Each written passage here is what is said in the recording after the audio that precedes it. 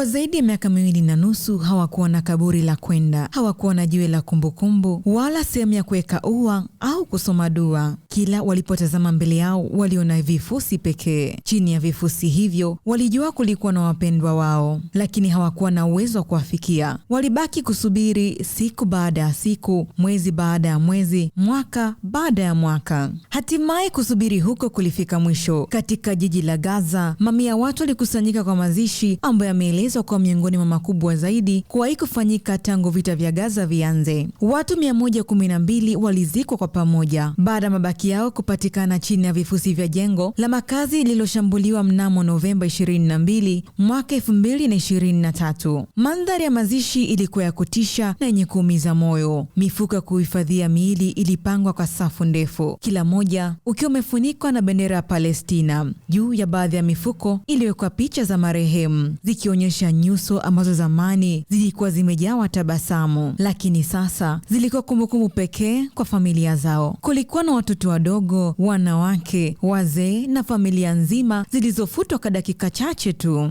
Waliozikwa walikuwa wanatoka katika koo mbili zenye uhusiano wa damu, Abu Sharia na Hasaina. Kwa mujibu wa uokoaji, watoto 44, wanawake 38 na watu 7 wenye ulemavu ni miongoni mwa waliopoteza maisha siku hiyo. Wengi wao walikuwa wamekimbilia ndani ya jengo hilo wakiamini lingekuwa sehemu salama zaidi. Badala yake, jengo hilo lilibadilika na kuwa kaburi lao. Kwa nini ilichukua miaka yote hiyo kuwatoa? Wakati shambulio hilo lilipotokea, mapigano yalikuwa makali kiasi kwamba vikosi vya uokoaji havikuweza kufikia eneo hilo. Kulikuwa na hatari kubwa mashambulizi mengine, huku vifusi vikizidi kufunika kila kilichokuwa chini yake. Baadhi ya ndugu walifanikiwa kuokoa wachache siku za mwanzo, lakini wengi walibaki wamezikwa chini ya zege na vyuma kwa zaidi ya miaka 2. Wiki chache zilizopita, operation ya kuokoa ilianza. Wachimbaji waliondoa vifusi vikubwa, huku waokoaji wakitumia mikono yao kwa uangalifu kutafuta mabaki ya binadamu. Kila walichokipata kilikuwa na simulizi yake. Wakati mwingine ilikuwa mifupa, wakati mwingine kipande cha nguo, na wakati mwingine begi la shule au kiatu kidogo cha mtoto kilichobaki kama ushahidi wa maisha yaliyokatishwa ghafla. Hata hivyo, kamati ya kimataifa ya Msalaba Mwekundu ilisaidia operation hiyo kwa kutoa vifaa vya uokoaji, mifuko ya kuhifadhia miili na mashine za kuondoa vifusi. Kwa mujibu wa taasisi hiyo, hakuna familia inayotamani kuthibitisha kuwa mpendwa wao amekufa, lakini kupata ukweli huo huwapa nafasi ya kufanya jambo moja muhimu sana: kuaga wapendwa wao kwa heshima na kuanza safari ya maombolezo. Lakini hata baada ya mazishi hayo makubwa, simulizi hili bado halijaisha. Waokoaji wanaamini kuwa makumi ya miili mingine bado imefunikwa na vifusi katika eneo hilo. Kwingineko Gaza, maelfu ya watu bado hawajulikani walipo. Kwa baadhi ya familia, matumaini ya kuwapata wapendwa wao bado yanaendelea kuishi, hata kama siku inayopita huzidi kuwa nzito kuliko iliyotangulia. Mazishi ya watu 112 hayakuwa tu ibada ya kuaga waliokufa, yalikuwa hitimisho la safari ndefu ya kusubiri, ya maumivu na ya matumaini yaliyokataa kufa. Baada ya zaidi ya miaka 2, familia hizo hatimaye zimepata sehemu ya